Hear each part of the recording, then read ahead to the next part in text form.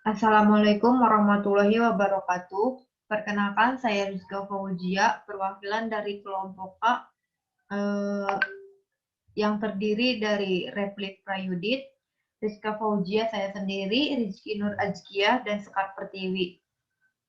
Nah, di kesempatan kali ini saya akan menjelaskan resusitasi cairan pasien luka bakar untuk memenuhi salah satu tugas keperawatan gawat darurat. Jadi di sini, luka bakar adalah suatu bentuk kerusakan atau kehilangan jaringan yang disebabkan kontak dengan sumber panas atau dingin sehingga dapat menyebabkan kematian. Di sini ada contoh gambar pasien dengan luka bakar. Nah, untuk penyebab luka bakar sendiri yaitu paparan suhu tinggi, api, dan air panas.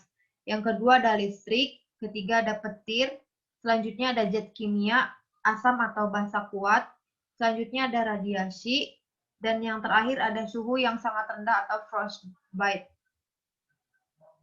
Selanjutnya ada anatomi kulit. Tiga lapisan utama, yang pertama itu ada epidermis, dermis, dan lapisan subkutan atau subkutis.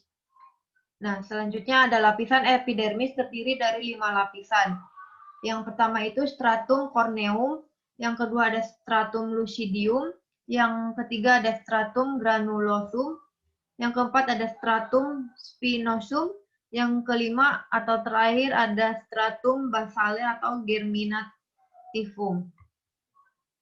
Nah, di sini ada gambar anatomi kulit. Nah, untuk faal kulit. Yang pertama itu proteksi, yang kedua absorpsi, yang ketiga ekskresi, yang keempat persepsi, yang kelima pengatur suhu tubuh, yang keenam membentuk pigmen, yang ketujuh membentuk vitamin D, dan yang terakhir itu kerantinisasi. Selanjutnya ada patofisiologi luka bakar. Jadi luka bakar itu adanya pembuluh kapiler yang rusak dan permeabilitas meningkat, menyebabkan adanya edema, menyebabkan adanya bula atau membawa elektrolit, sehingga volume cairan intravaskuler menurun. Sel darah rusak menyebabkan anemia. Fase luka bakar. Yang pertama ada cedera inhalasi, gangguan saluran nafas, gangguan mekanisme bernafas, gangguan sirkulasi, atau keseimbangan cairan elektrolit, shock hipovolemia. Selanjutnya ada cedera inhalasi, obstruksi saluran napas bagian atas, adanya edema mukosa, percampuran epitel mukosa yang nekrosis dengan sekret kental atau fibrin. Selanjutnya ada obstruksi saluran napas bagian bawah.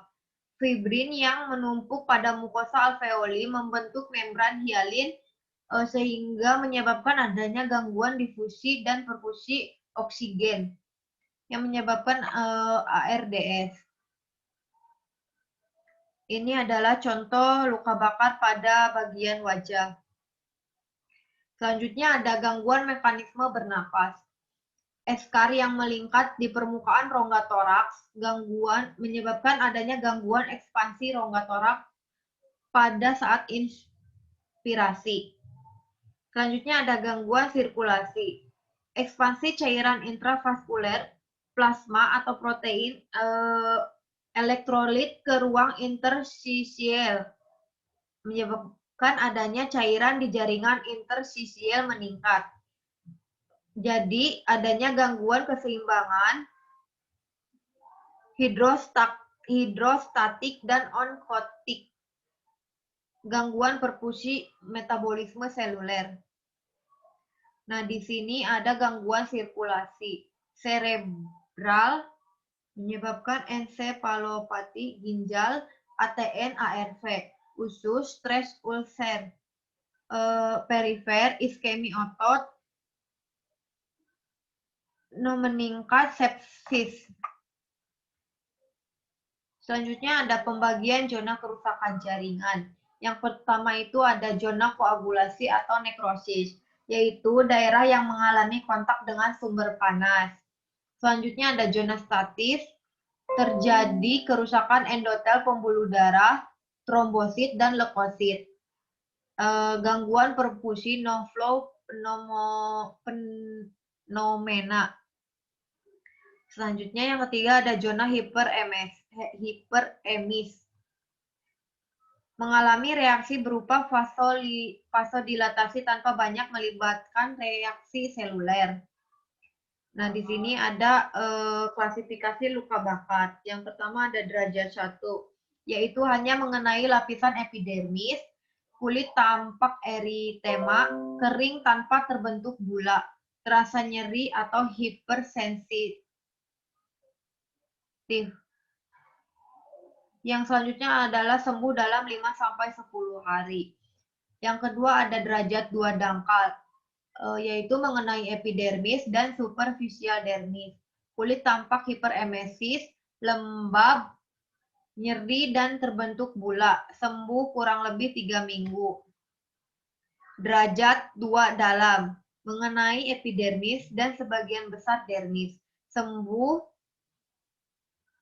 lebih 3 minggu dengan meninggalkan parut. Derajat 3, mengenai epidermis dan dermis serta lapisan di bawahnya. Kulit tampak pucat, abu-abu, dan permukaan lebih rendah dari sekitarnya.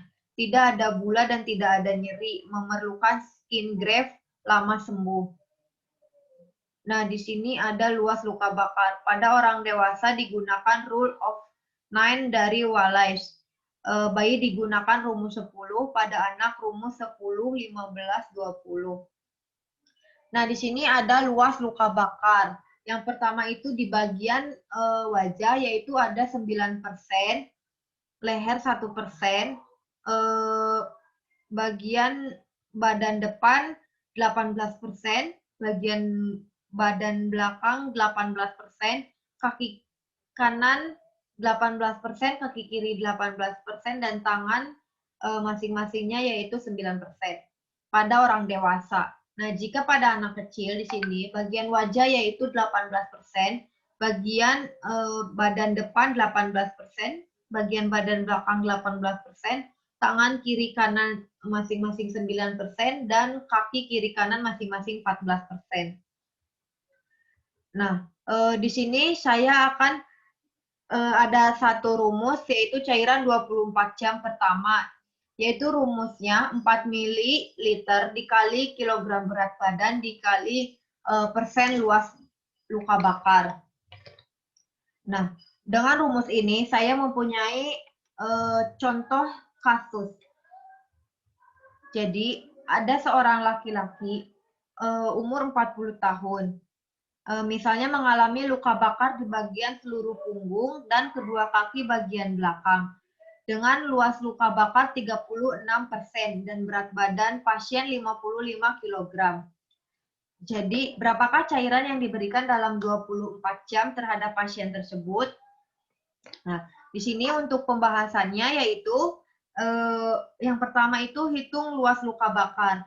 Nah, tadi kan di sini sudah di dalam kasus dijelaskan ada di bagian seluruh punggung. Berarti di bagian punggung itu ada 18% dan kedua kaki bagian belakang dengan luas luka bakarnya 18 ditambah 18 pada kaki berarti 36.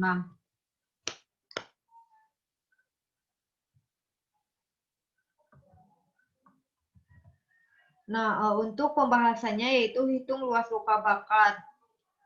Jadi tadi pada kaki, karena kakinya hanya bagian belakang, jadi setengah dari keseluruhan, yaitu setiap kaki 9%. Nah, 9 ditambah 9 jadi 18%. Jadi kesimpulannya, seluruh punggung itu 18%, kedua kaki bagian belakang jadi 18%. Jadi untuk luas luka bakarnya sendiri itu ada 36%.